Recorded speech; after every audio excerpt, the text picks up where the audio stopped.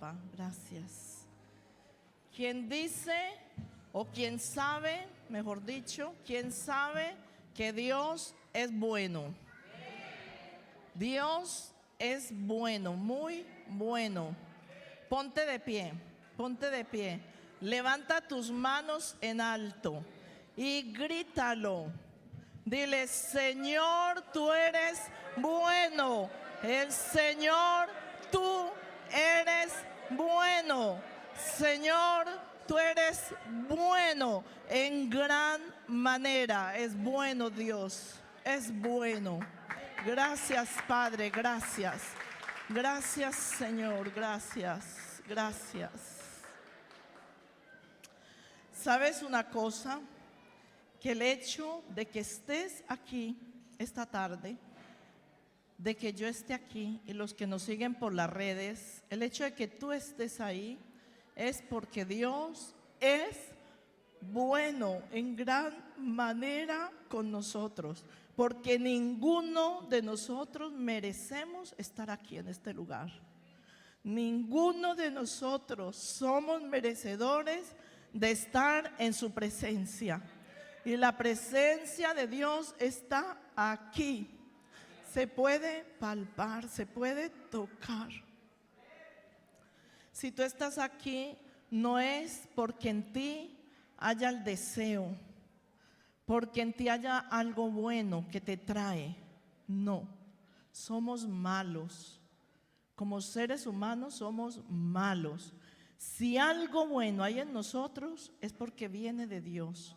Y si el deseo en esta tarde que ha habido en ti de venir, no eres tú, no es tu carne, no es tu mente. Es Dios que ha puesto el anhelo, el deseo, la necesidad de venir a estar en tu presencia. Él quiere deleitarse con nosotros. Amén. Así que Dios es muy bueno. El hecho de que yo esté aquí es porque Dios es muy bueno, porque yo no merezco estar aquí. Soy la persona más incapacitada para estar aquí. Así que por eso en la alabanza Dios me decía: di que yo soy bueno. Y no solo lo tenemos que decir, no solo lo tenemos que confesar, sino que lo tenemos que saber y sentir, estar convencidos. Nadie, ninguno de nosotros estamos aquí ni por casualidad de la vida, ni porque estaba aburrido y pasé por aquí o me quise venir o porque me invitaron, no. Tú estás aquí porque Dios te ha traído, porque Él tiene un propósito contigo. Amén. Así que bueno, le damos muchas gracias a Dios por su presencia. Gracias, papá, por estar en este lugar.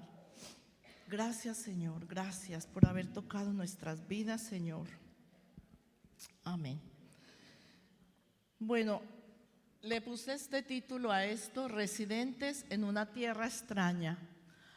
Yo creo que a algunos de nosotros aquí nos puede sonar mucho esta frase, ¿no? Yo creo que muchos podemos identificarnos o habernos identificado con esta frase.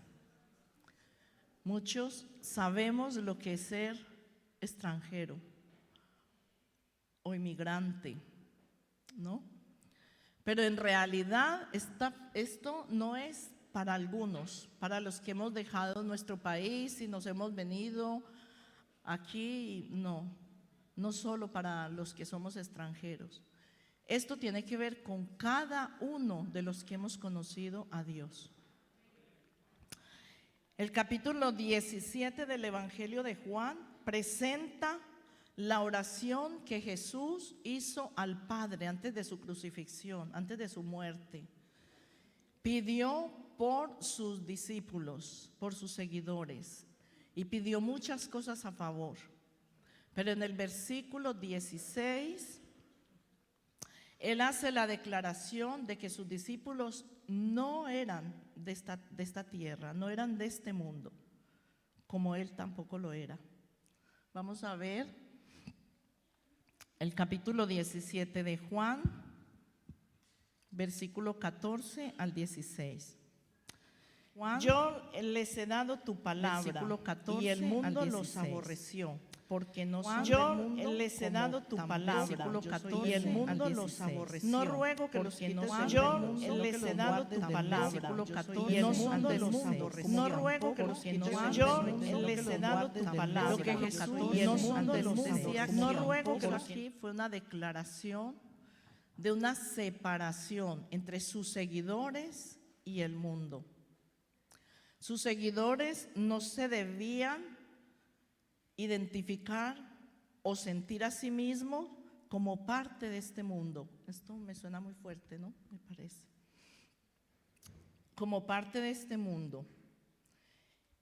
Sus seguidores tenían que ser o deberían ser una comunidad separada, diferente al mundo.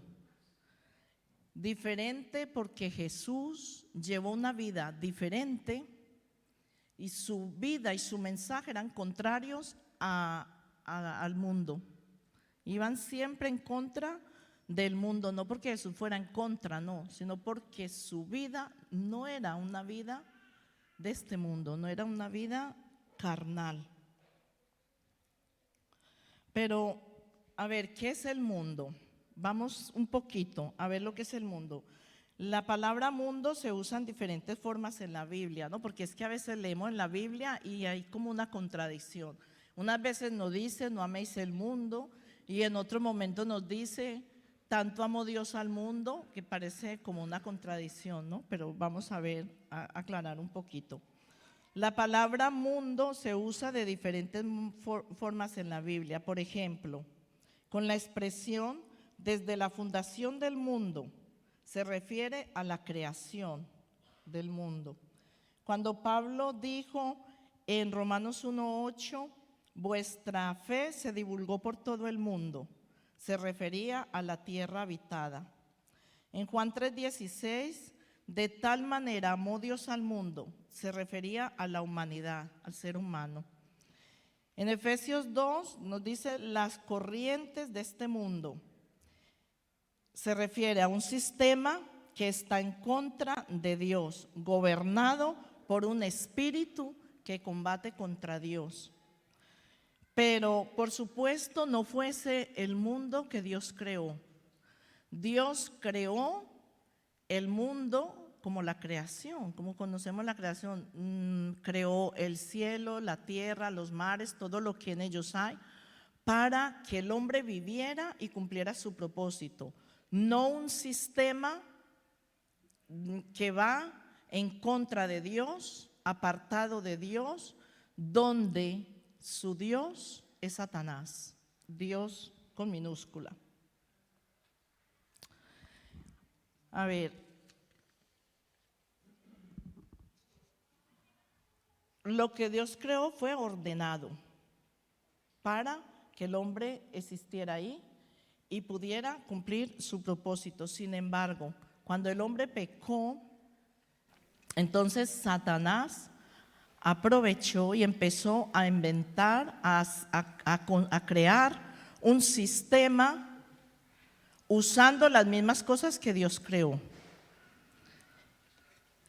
Y Satanás empezó a usar el disfrute y el placer que el hombre ya tenía en el Edén, haciéndolo un fin en sí mismo y ocupando al hombre de tal manera que se apartara de Dios. Por ejemplo, el disfrute y el goce, Adán y Eva ya lo tenían en el Edén. Era una cosa natural. Pero cuando pecaron, Satanás tomó eso y lo hizo que fuera necesidad para ellos y además que empezara a luchar para conseguirlo. Nosotros, por ejemplo, tenemos el aire para respirar, ¿no? Es como si a nosotros nos quitaran el aire y lo necesitamos para respirar. Entonces, además que no podemos vivir sin aire, tuviéramos que empezar a trabajar, a luchar para conseguirlo, para buscarlo. Más o menos eso, un ejemplo, ¿no? Un ejemplo, otro ejemplo de este sistema del mundo lo vemos en Génesis en el capítulo 4. Cuando Caín abandonó la presencia de Dios, se fue por su cuenta, sin Dios, sin su protección, a hacer su vida. Pero ¿qué pasó? Él necesitaba una seguridad.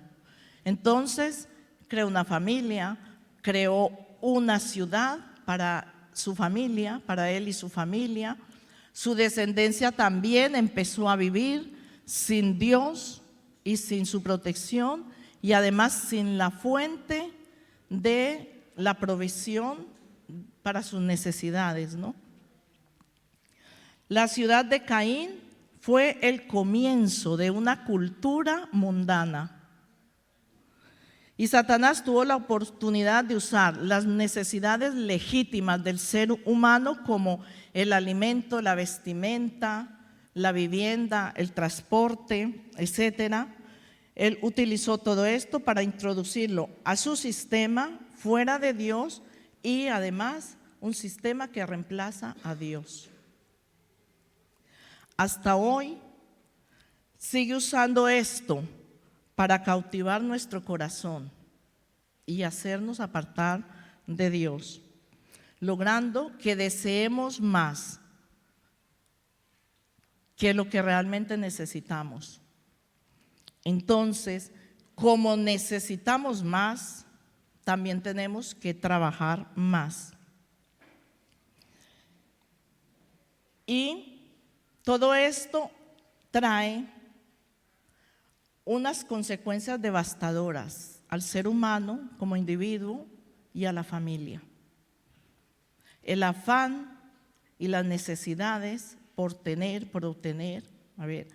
El hombre vive para tener su comida, para tener su vivienda, su vestido, su transporte. Son necesidades vitales, ¿verdad? Pero nos enfocamos tanto en eso que cada vez estamos más ocupados y no tenemos tiempo para lo que realmente es nuestro propósito, que es tener esa comunión y esa relación con Dios. Entonces, las familias están viviendo las consecuencias, y los padres aquí, los padres de familia, tienen que tener muchísimo cuidado, porque sus hijos están viendo y están aprendiendo de vuestra forma de vida. Están viendo que los padres viven afanados, no tienen tiempo de nada, siempre están corriendo, están malhumorados porque tienen prisa, porque tienen que trabajar y trabajar para comer, para vivir, para tener un coche, vestido, etcétera. Entonces, se incluye también como el sistema del mundo, la tecnología, la religión, la cultura, la educación, la industria, el comercio, etcétera. Todo esto contamina nuestra mente y cada vez tenemos más de todo y menos de Dios. Esto lo menciono a grandes rasgos, pero cada uno puede ver en lo que le afecta, ¿no? En Juan 2:15 nos explica bien lo que es el mundo como ese sistema. Dice: no améis el mundo ni las cosas que están en el mundo. Si alguno ama al mundo y el amor del Padre no está en él, porque todo lo que hay en el mundo, los deseos de la carne, los deseos de los ojos, la vanagloria de la vida, no proviene del Padre, sino del mundo, del sistema que no es de Dios, que va en contra de Dios. La Biblia enfatiza que no nos dejemos llevar por lo que se mueve y por lo que maneja el mundo, sino que debemos demostrarle al mundo que Cristo ha cambiado nuestras vidas. Jesús no nos mandó a un mundo para ser parte de él, sino para que seamos sus representantes. En Hechos de los Apóstoles podemos ver cómo los discípulos estaban tan enfocados en Dios y en la expansión de su reino que el mundo perdió todo atractivo para ellos. No podemos ser sal y luz si imitamos la conducta y pensamientos de los que no conocen a Dios. Este fin de semana me vi la película de Pablo. Bueno, ya me la había visto, pero la volví a ver. Por casualidad, porque la pasaron por la tele. Y veía a Aquilas y Priscila, que eran los que escondían a la gente en la iglesia perseguida, ¿no? En ese tiempo, y eran los que los cuidaban, les daban comida, cuidaban a los heridos. Ellos tenían mucho trabajo, mucha faena, ¿no? Y uno se alborotó, se rebeló y le decía a Aquilas que esto no lo podemos aguantar más porque eran muy bárbaros el gobierno que tenían y que los estaba persiguiendo. No podemos aguantar esto más, algo tenemos que hacer. Y empezó a decirle a todos que salieran e hicieran algo, protestaran. Y Aquilas se paró con una autoridad y le dijo: el que se rebele, el que haga algo como represalia, no pertenece a nosotros, no es parte de nosotros y no tiene por qué estar aquí en este lugar. Y yo, mira, o sea, me dio como que esa gente era así, y nosotros pues tenemos que ser más o menos también, ¿no? Igual. Bueno, la Biblia nos dice que somos extranjeros y peregrinos en esta tierra, ¿no? Nos dice Primera de Pedro 2:11. Nos dice: amados, yo os ruego como a extranjeros y peregrinos que os abstengáis de los deseos carnales que batallan contra el alma. Vemos también en Hebreos, el capítulo 11, nos da una lista de nuestros héroes de la fe, ¿no? Que vivieron como extranjeros y peregrinos en esta tierra, pero ellos sabían que eran extranjeros, que eran peregrinos. Y la Biblia nos dice que ellos podían haber vuelto atrás a sus patrias, porque vemos a Abraham, por ejemplo, que salió de tienda en tienda sin saber a dónde iba, dejó todo. Vemos a Noé. Noé vivió como una persona normal y corriente en su tiempo y en su cultura. Para nada, era un hombre que estaba haciendo una locura, nada que ver con el entorno.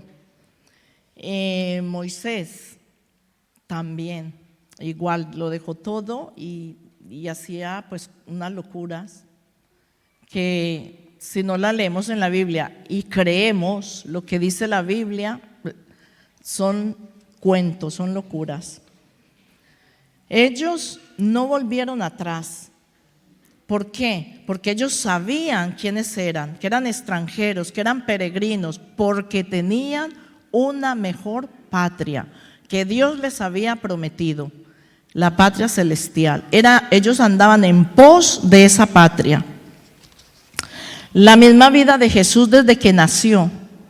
Nació y José, María tuvieron que salir huyendo porque lo perseguían. Herodes lo perseguía para matarlo y tuvieron que salir huyendo, vivir un tiempo en otro lugar, luego volver. Luego Jesús empezó a crecer, se perdió y lo encontraban haciendo cosas que no era normal para un niño de su edad. En fin, esa familia tampoco vivió una vida normal. Y bueno, ya Jesús ni lo mencionemos, ¿no? Porque más adelante lo mencionaremos. La misma promesa que tenían nuestros héroes de la fe es la misma que nosotros tenemos hoy. somos extranjeros, peregrinos en esta tierra. ¿Por qué? Porque tenemos una patria mejor que nos espera y que tenemos que caminar en pos de ella, no en pos de lo que tenemos aquí, de lo que vemos. También nos dice la palabra que no nos conformemos a este mundo. Conformarnos quiere decir, conformarse quiere decir formarnos con, es decir, adaptarnos a su forma, vivir de la misma manera, tener la misma visión y tener los mismos intereses. Es lo que nos dice la palabra. Ahora, ¿qué debemos hacer para vivir en un mundo sin pertenecer a él? Es que es una locura. Mira, cuando yo conocí a Jesús, yo me crié en una familia muy católica, pero católica practicante, muy practicante. Aunque desde pequeña yo dudaba de muchas cosas no iban conmigo, no de Dios, pero muchas cosas no iban conmigo, no le encontraba sentido, pero éramos muy practicantes. Entonces, cuando yo conocí a Jesús, empecé a leer la Biblia y empecé a ser discipulados en la iglesia, y a mí todo era muy diferente. Me gustaba porque me apasionaba, pero yo siempre pensaba y decía, es que es conocer otro mundo. Esto es vivir otro mundo. No sé por qué, pero me supongo que el Espíritu Santo me lo hacía ver así, ¿no? Me apasionaba ese mundo, un mundo que antes yo no conocía, pero que era tan bonito, que me gustaba, me apasionaba, quería saber más. Y siempre que evangelizaba a alguien o le hablaba a alguien, y aún cuando le hablo a alguien que todavía no conoce nada de Dios ni del Evangelio, yo le digo, es que es vivir un mundo completamente diferente, es vivir otro mundo. No sé por qué siempre he tenido yo ese sentido ahí, que Dios me lo recordó hace días y por eso este mensaje. Bueno, ¿qué debemos hacer? ¿Tenemos que alejarnos, apartarnos del mundo y aislarnos? No, claro que no. En Juan 17:15 dice Jesús, no ruego que los quites del mundo, sino que los guardes del mal. La intención de Jesús no es quitarnos del mundo. Dios quiere que vivamos una vida natural, humana, y que disfrutemos de todo lo que Él nos da, pero sin estar bajo el dominio o bajo el poder de un sistema lleno de valores que van en contra de Dios totalmente, apartado de Dios, y que además Satanás es su Dios. Muchas veces nosotros nos sentimos decaídos, cargados, desanimados,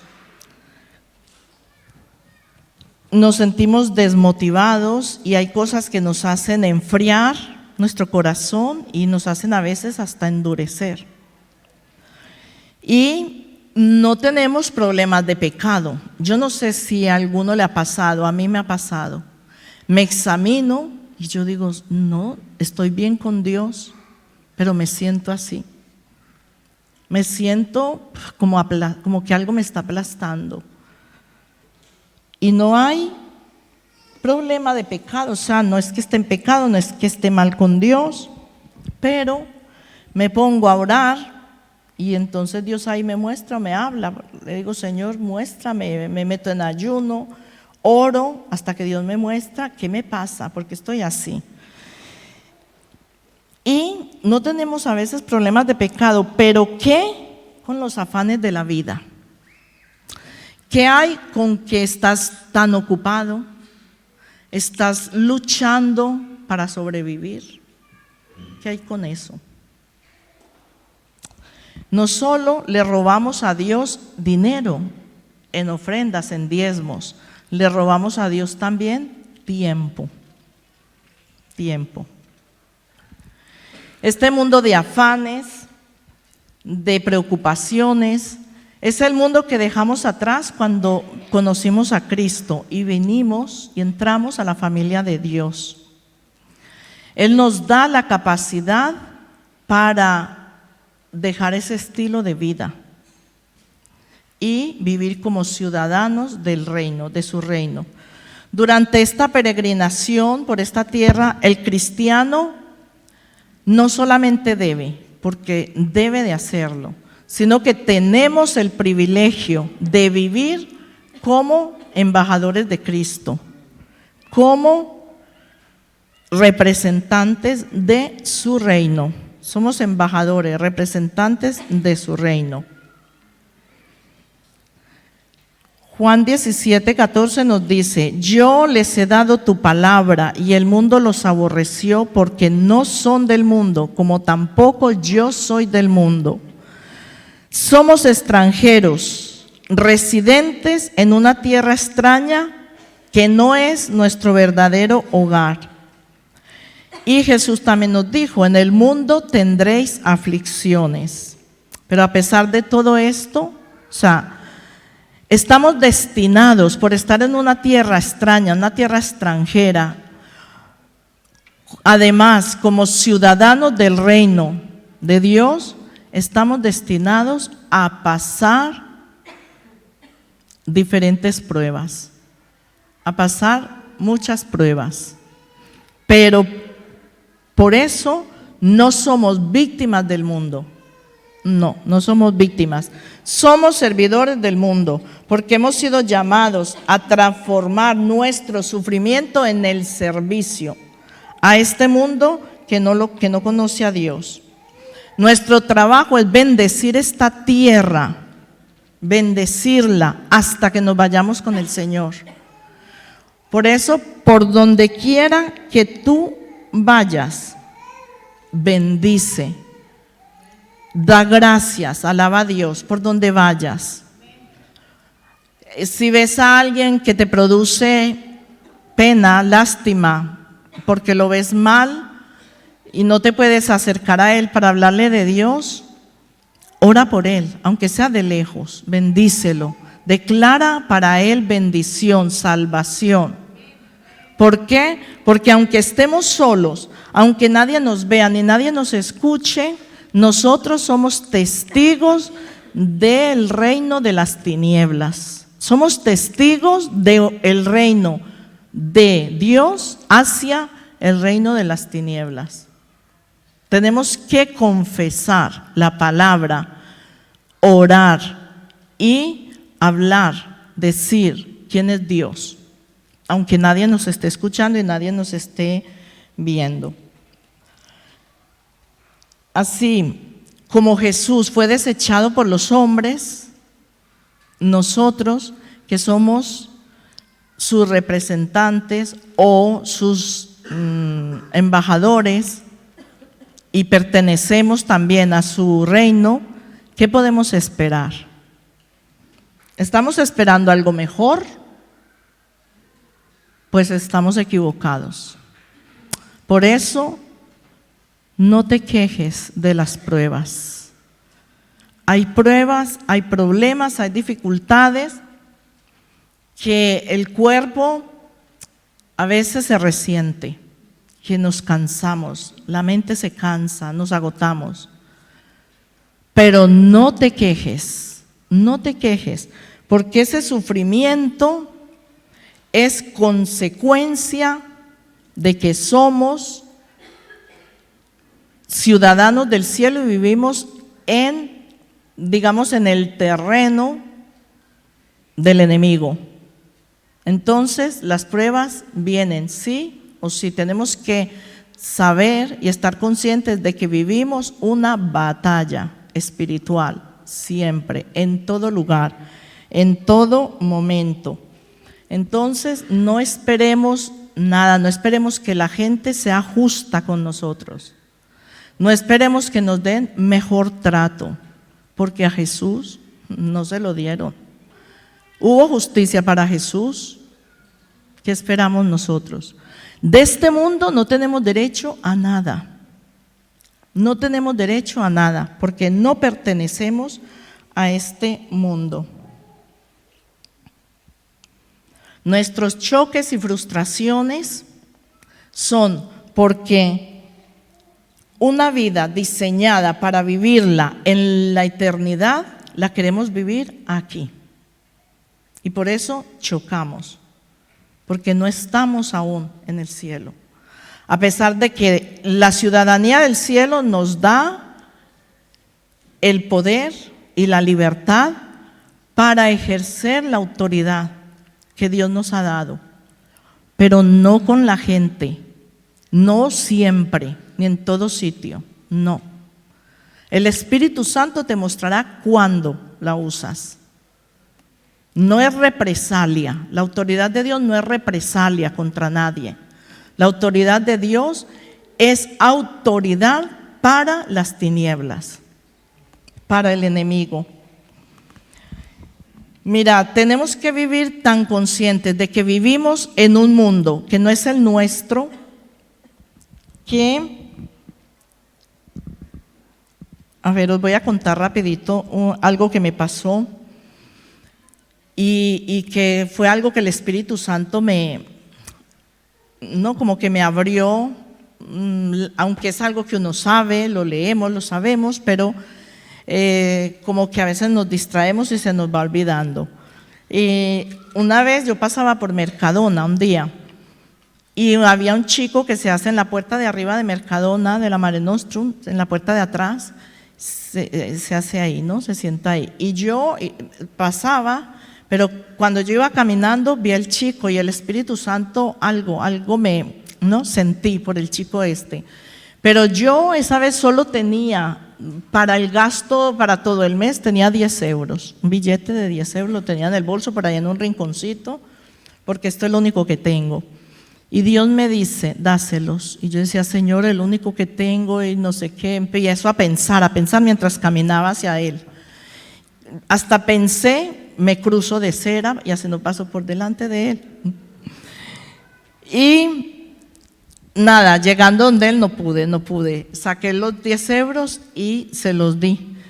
Pero el chico me agarró la mano y se quedó mirándome. Él estaba sentado en el suelo y se quedó mirándome y le saltaron las lágrimas. Y yo me agaché, me puse de cuclillas para hablarle, empecé a hablarle, a decirle que Dios no quería esa vida para él, que Dios no lo había creado para eso. Y me dice, si es que no tengo nada, yo no tengo nada, no tengo de qué vivir.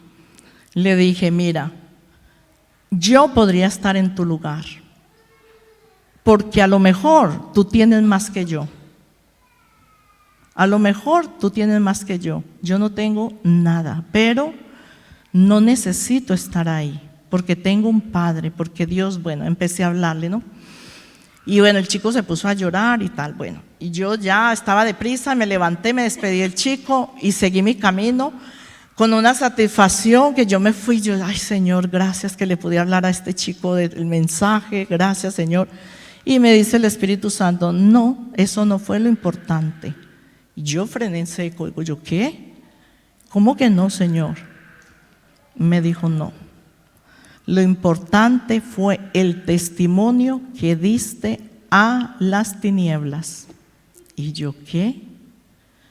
Y yo, a ver, Señor, yo a veces por la calle voy hablando, a veces veo que la gente se queda mirándome porque empiezo a ir orando, pensando, hablando con Dios y luego resulto hablando de verdad. Y yo, ay, Señor, pero ¿cómo es esto? A ver, explícamelo. Y me dice, lo que el mundo de las tinieblas que te rodea quería es lo que estabas pensando, que declararas que no tenías nada. Y si tú no le hubieras dado el dinero a ese chico y le hubieras dicho que tú tienes un Padre, que es el que te provee, el que te suple, hubiera sido una victoria para el enemigo. Y yo me quedé atónita porque yo decía, Señor, no, es como que me abrió el entendimiento, me recordó que vivimos en medio de tinieblas, que las tinieblas nos están rodeando siempre, en todo momento, en todo sitio. Estamos rodeados por Dios y por eso no nos pasa nada. Pero también estamos rodeados por las tinieblas. Bueno, ahora la buena noticia es, que ya se me acaba el tiempo, la buena noticia es que todo esto puede cambiar. Si tú vienes cansado, agotado, con una carga pesada, que sientes que no te puedes levantar, esto puede cambiar. Lo que necesitas es enfocarte en Dios, cambiar el orden de prioridades, invertir en calidad y en cantidad de tiempo en la intimidad con Él y con su palabra como lo primero, como la primera prioridad. La clave es hacerlo al revés de cómo vivimos. Es que vivimos un evangelio al revés. Primero todo lo que tenemos que hacer y luego Dios. Pero la realidad es que tenemos que vivir al revés. Primero todo para Dios y luego lo que es para sobrevivir. Y si empiezas a hacer esto, te aseguro que el cambio será muy rápido. La Biblia nos dice, nos da la clave, dice, mas buscad primeramente el reino de Dios y todas las cosas os serán añadidas. Leer el capítulo 12 de Lucas, que es bien interesante, todo el capítulo. En Juan 17 y 19, y esta es la clave, dijo Jesús: santifícalos en tu verdad, tu palabra es verdad, y por ellos yo me santifico a mí mismo, para que también ellos sean santificados en la verdad. Tu palabra es verdad, en la palabra de Dios, en la palabra, ahí está la verdad. La palabra es lo que transforma, lo que cambia la mente y el corazón. Así que hacerlo, probarlo. Si vivimos al revés de como vivimos, veremos los frutos, veremos la bendición. Amén. Bueno, le damos muchas gracias a los que nos siguen por la red. Espero que esta palabra os haya bendecido también. Recuerda que hay que hacerlo al revés. Es que vivimos al revés, vivimos un evangelio al revés. Primero nosotros, luego Dios. Y es al revés, primero Dios, luego nosotros. Acuérdate muy bien. Dios te bendiga y nos vemos el domingo a las 11. Amén.